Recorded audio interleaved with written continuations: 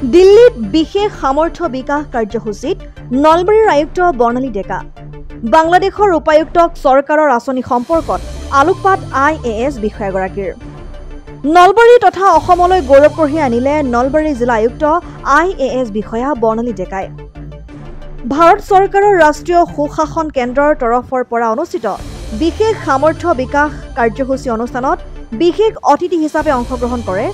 নলবাৰী জিলা আয়ুক্ত বৰ্ণালী ডেকাই বাংলাদেশৰ উপায়ুক্তসকলৰ বাবে ৰাজহুৱা নীতি আৰু সুশাসন শীৰ্ষক অনুষ্ঠানত বিশেষ অতিথিৰ আসন শুৱনি কৰে নলবাৰী জিলা আয়ুক্ত বৰ্ণালী ডেকাই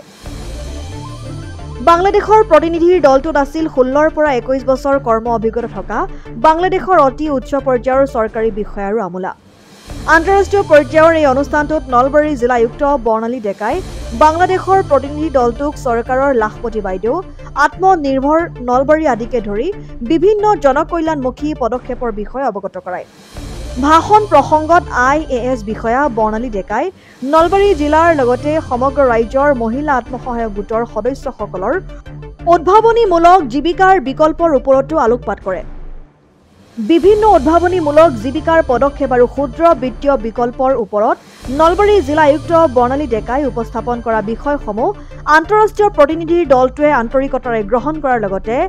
IAS বিষয়া বৰ্ণালী ডেকাক উচ্চ প্ৰশংসা কৰে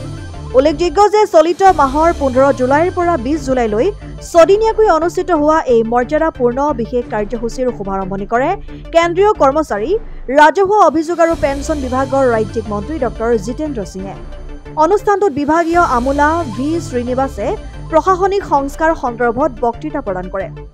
জনসাধাৰণৰ ফলপ্ৰসূ প্ৰতিকাৰ অভিযোগ অনুষ্ঠানত বিভিন্ন আঁচনি আৰু কাৰ্যসূচী ৰূপায়ণৰ বহু দিশ আৰু ভাৰতৰ কেবিনেট সচিবৰ সৈতে মত বিনিময় কৰা হয়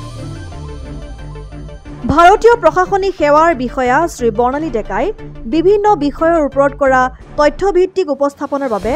বাংলাদেশৰ উচ্চ পদস্থ বিষয়া আৰু আমোলাসকলৰ লগতে কেন্দ্ৰীয় চৰকাৰৰ পৰা ভূয়সী প্ৰশংসা লাভ কৰিবলৈ সক্ষম হয়